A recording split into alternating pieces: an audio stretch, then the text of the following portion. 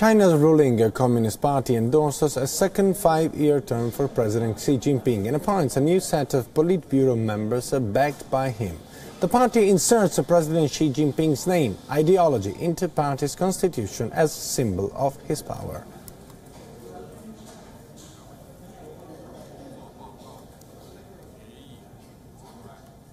China's ruling Communist Party has endorsed a second five-year term for President Xi Jinping and appointed also a new set of leaders backed by President Xi Jinping. The 64-year-old Xi's second term was endorsed by the party at the end of its week-long Congress.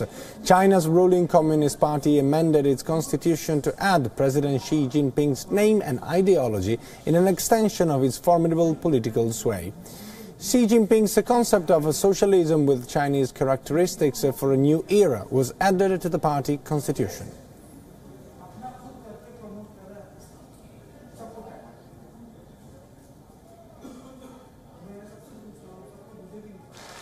We reviewed the achievements we have made in the past 5 years and some of the developments we have observed.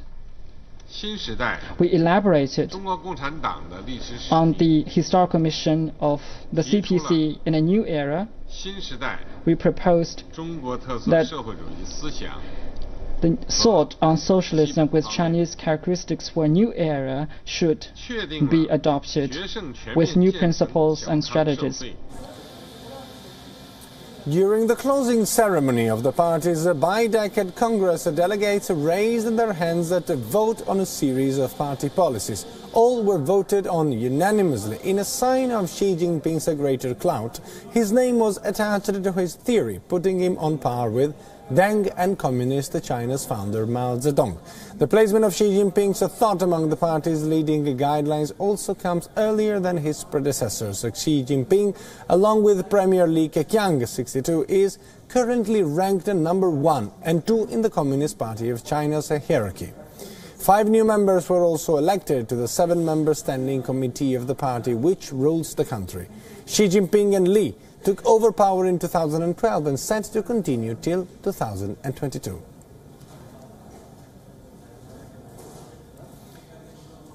The closing ceremony of the Chinese Communist Party at the end decided for a second term for President Xi Jinping. He is now considered one of the most powerful men in China and one of the most powerful men in China's history, for that matter. His theory, his ideology, the so-called socialism with Chinese characteristic for a new era has been inscribed in the party's ideology. And I am joined on the phone line by Atul Aneja, who's a senior journalist joining from Beijing. Thank you very much for joining us on the broadcast. So Xi Jinping is definitely one of the most powerful men of present China, but we can say also in the history of China. Well, his status got elevated today with that of Chairman Mao and Deng Xiaoping. And so, in terms of status, it has been elevated among the very top leaders of China. That's correct. And when it comes to his relation with the army, which has been apparently a little bit, I would say, turbulent in the last period, is this going to affect his second term, sir? Well, that his relationship with the army, with the PLA, People's Liberation Army, is going to be very, very significant because during his first term in office, President Xi had carried out a very deep anti-corruption campaign which hit the military very badly, including there were 2 vice chairmen of the Central Military Commission, the apex body in the Chinese security establishment, and these 2 were arrested, these two senior generals. And then that had a trickle-down, ripple-down effect, and it affected the large section of the military. So President Xi is very much aware of the need to have the evolution of a new military, if you like, with a new line of leadership. And along with that, there are some major structural changes which he has carried out in terms of creating theater command, enjointmentship, etc., which is also a work in progress. So you are right in a way that having a fresh start for the PLA or restructuring of the PLA, both in terms of its military capability as well as its personnel, their loyalty to the Communist Party of China. All this is going to be a very big challenge for President Xi, but he's fully aware of that. Thank you. Mr. Aneja requested to stay with me. We're also joined on the broadcast by Einar Tangen, who's a political analyst. Thank you very much for joining us on the broadcast. What is the status of the relation between President Xi Jinping and the Indian Prime Minister Narendra Modi? Because now India will face a second 5-year term of the Chinese president. So what is the status of the relation, and can it be improved? And if yes, on which matters precisely? Well, quite frankly, the relationship on a person-to-person basis is quite good. I think Narendra Modi had a very excellent reception while he was here in China, and I think he said so. I think there are obviously issues that are irritant that affect the relationship, Dokkum standoff, a lot of the issues along the borders, and also trade. So these are issues on a national basis, so if you separate the individuals from the countries, I think you see that there is room to grow in terms of the relationship. Xi has presented a very stable situation. His, 205-minute detailed speech about where he thinks China is going over the next 50 years is quite a contrast to Twitter diplomacy and what's going to happen in the next 5 minutes. So I think based on that India has a potential very good partner in Xi in terms of working on these different irritants.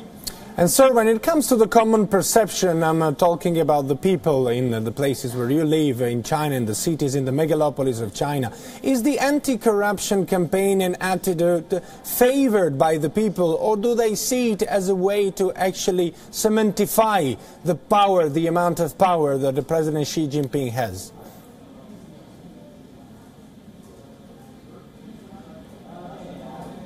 Mr. Tangen, can you hear me?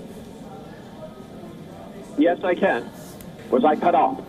Okay, the question was, when it comes to the anti-corruption campaign, the people, I mean the people on the streets of China, do they favor this sort of campaign led by President Xi Jinping, or do they see it as a tool that President Xi Jinping is using to actually consolidate his power? Well, I think the majority of people see it as a long time and overdue, but there's still much to go, much more to go on. He's taken on the leaders of the party. Over 1 million party members have been subject to discipline in the last 5 years, but I think what you're going to start to see is, while there will still be what they call the tigers, the main actors, the big guys, you're going to see an increased emphasis on the kind of corruption that occurs at the village level, where you have individuals who have decided to help themselves instead of the people. And I think this is a very important next phase of dealing with corruption in China, because corruption might, you might know about it for some big guy who's taking a lot of money or something, but doesn't really affect you in your daily life.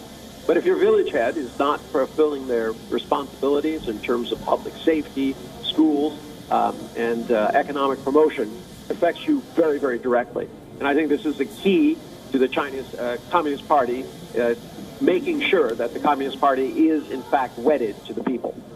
And Mr. Aneja, I understand you're still with us. A question for you. What about the future relations between India and China? Because now, as I said, and as we were saying before, India will need to deal with President Xi Jinping for 5 more years. So what is next on the road of their relations? Well, quite frankly, the Chinese side has been inviting India to join the Belt and Road Initiative, which is a huge, not only a connectivity project, but also entails the entire industrialization of a region. It's like a new wave of industrialization spreading to Central Asia, Central Europe, and then down up to Africa and parts of Asia, Pakistan, India included. So it's up to India now whether it wants to resist joining this and I think wrongly assuming that it's just a geopolitical project.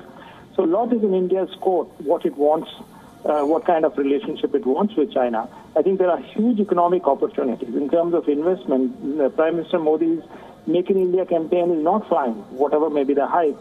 because foreign investment has not been coming, and China here has export capital, a surplus of capital which it can readily export to India.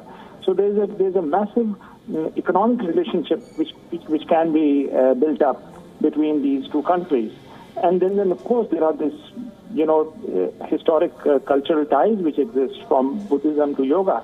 So there are several, I think, but the time has come to broad-base the relationship, which is that the economic track has to be beefed up, and companies from China have to invest in India, and the Chinese side, for what they have to do is allow Indian companies to invest in China. I think that will stabilize the relationship much more by adding another pillar to what is not, or what is partially developed. Trade will automatically be another major issue, but I really think if it's investments and Prime Minister Modi's own emphasis on creating, there are about 12 million Indians coming into the job market. Now that can come with domestic investment alone.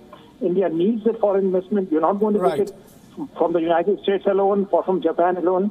And China, I think, would be a critical partner in this relationship when President Xi Jinping goes ahead with in the next 5 years.